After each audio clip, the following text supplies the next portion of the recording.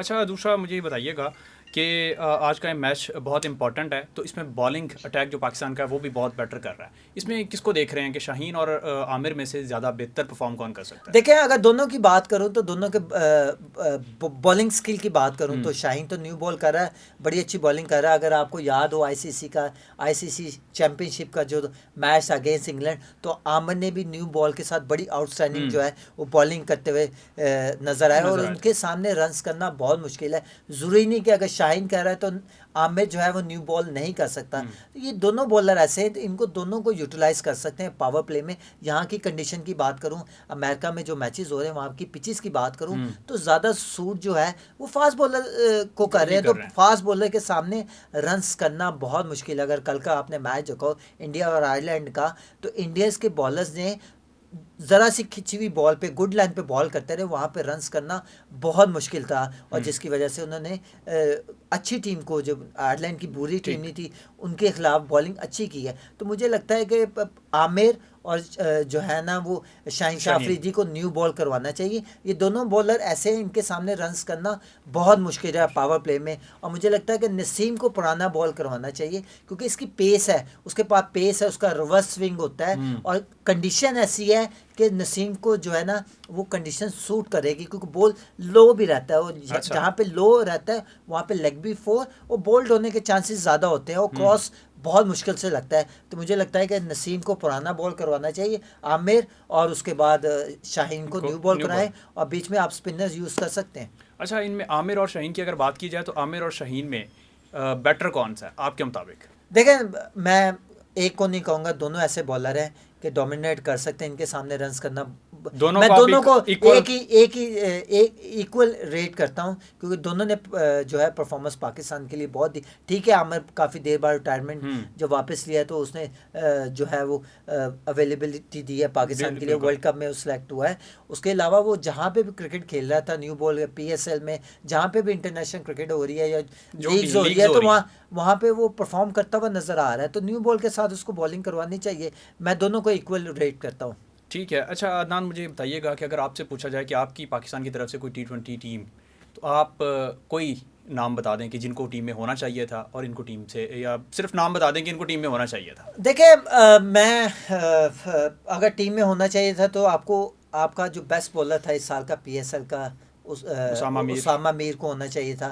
वो अच्छी चॉइस थी। अगर शदाब जिस तरह नहीं परफॉर्म कर रहा है, या उसको हुँ, रन ज़्यादा हो रहे हैं या ज़्यादा रन्स दे रहा है, तो मुझे लगता है कि उसको होता तो वो फिर पाकिस्तान के लिए फ़ायदा होता है, कि हुँ। अगर शदाब परफॉर्म नहीं करता तो तो आके उसामा। उसामा आके खेलता। ठीक। और वो बेस्ट बॉलर भी था, उसने प्रूव भी किया, उसने बहुत ही अच्छी बॉलिंग की। उसके बाद अगर आज़म की बात करूं तो इस वर्ल्ड कप में नहीं होना चाहिए था। अगर उसको आपने अपने पाइपलाइन में रखा या उस सर्कल में रखा है, तो फिर आपको उसके साथ काम करना पड़ेगा। उसको हुँ। जितना वो हेल्दी है, ये कांट उनको सर्वाइव, वो उसमें शेप में लाना पड़ेगा। शेप में लाना पड़ेगा। और उसके क्रिकेट जो T20 क्रिकेट है या international cricket, about for hmm. Fitness, you can't survive without fitness. Fitness बिल्कुल। तो उसकी फिटनेस इस तरह की नहीं है कि वो T20 क्रिकेट ऐसा फॉर्मेट जो है, जो जहाँ पे क्विकनेस चाहिए आपको, क्विक जो है आपको रिस्पॉन्स करना पड़ता है, क्विक रन लेने पड़ते हैं, तो मेरे ख्याल से वो नहीं होने चाहिए। अगर आपने इब्रार को रखा है, तो फिर इब्रार को मैच खिलाओ। अगर इसी तरह उसको टीम के साथ कैरी करना था, फिर आपके पास चॉइस उसामा मीर की थी,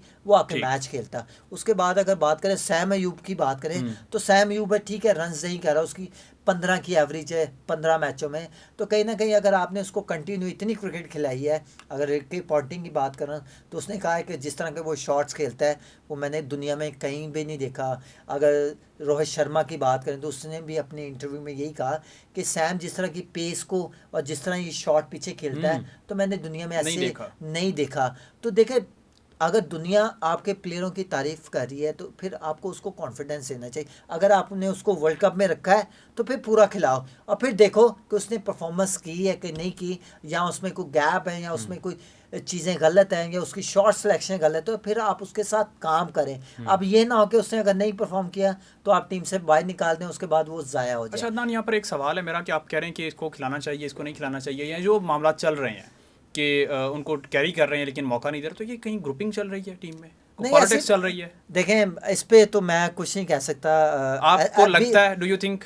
आई डोंट थिंक सो। देखें, ये टीम पाकिस्तान की है, यहाँ पे किसी का ये नहीं है कि मेरे लड़के खेलेंगे या ग्रुपिंग है, मुझे आई डोंट थिंक सो, मुझे ऐसा आपको नहीं ऐसा लगता नहीं लगता? मुझे ऐसा नहीं लगता। बाबर जिस तरह कैप्टनसी कर रहा है और जिस तरह वो कर रहा है, ठीक है, उसके साथ उसके दोस्त भी हैं, वो देखें ये सारे एक बैच मेट के हैं और इसलिए ज़्यादा क्लोजली हैं, तो लगता है ऐसा कि शायद ये ऐसा नहीं होगा। है, ग्रुपिंग है, पर अच्छा। ऐसा नहीं है। वो पाकिस्तान की टीम है और जो भी बेस्ट ऑप्शन थी वो कैप्टन ने और टीम सिलेक्शन ने, जो भी सिलेक्टर्स है उन्होंने टीम सेलेक्ट की है। मुझे लगता है कि ऐसा नहीं है, मुझे नहीं लगता ऐसा।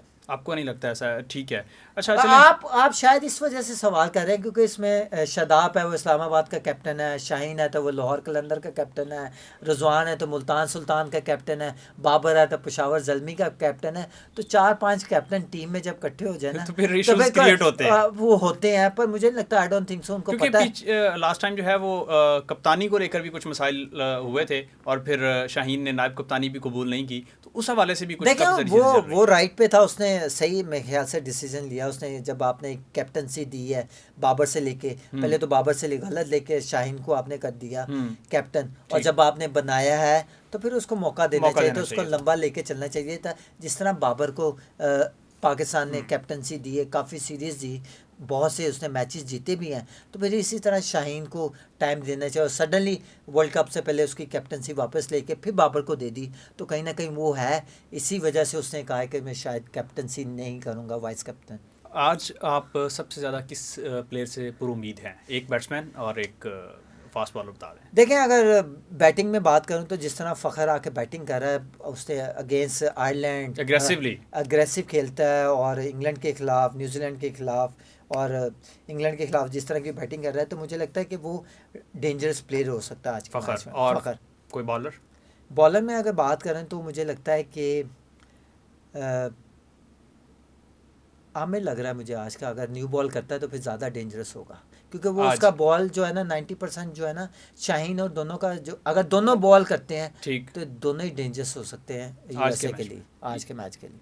ठीक है। अच्छा तो मुझे ये बताएं कि इंडिया के ख़िलाफ़ जो एक परसेप्शन बना हुआ है पाकिस्तानी क्रिकेट टीम का कि या तो होते हैं या नहीं होते हैं, या बिल्कुल ही मुझे मतलब। लगता है कि जिस तरह की कंडीशन है ना, जो न्यूयॉर्क की पिच है, वो जो लॉन्ग आइलैंड की पिच है, जहाँ पे नासा काउंटी, जहाँ पे स्टेडियम बनाया है, वहाँ एग्जैक्टली। पे ड्रॉपिंग पिच है, वो दोनों टीमों के लिए इक्वल होगी, क्योंकि दोनों के पास ऐसे बॉलर्स हैं और ऐसे बैट्समैन हैं कि जो डोमिनेट कर सकते हैं। और न्यूयॉर्क की पिच जो ड्रॉपिंग पिच है, उस पर अगर आपने कल का मैच देखा हो आयरलैंड और इंडिया का, इंडिया के बॉलर्स ने इतनी मुश्किल रन्स करने दिए उनको, और जिस तरह का वो बॉल बाउंस हो रहा था फास्ट बॉलर का, और जिस तरह सीम हो रहा था, ऑकवर्ड बाउंस हो रहा था, उसके सामने रन्स करने बहुत मुश्किल है। और दोनों, इंडिया और पाकिस्तान की बात करें तो दोनों के पास ऐसे पेस बैटरी बॉलर हैं, जो पेस है उनके पास, तो उनके एग्जैक्टली। सामने रन्स करना बहुत मुश्किल है। तो मुझे नहीं लगता कि इतना हाई स्कोरिंग मैच होगा, ये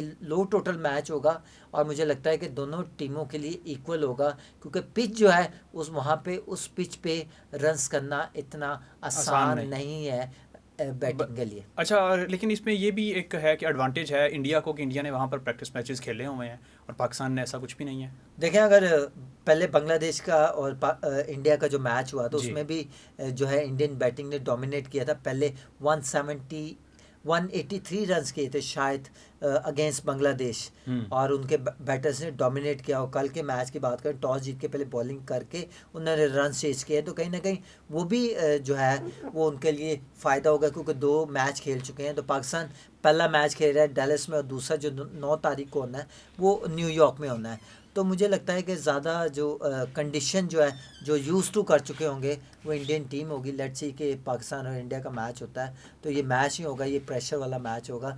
जो भी प्रेशर हैंडल करेगा, उस पिच को हैंडल करेगा, तो मुझे लगता है वो ज़्यादा डोमिनेट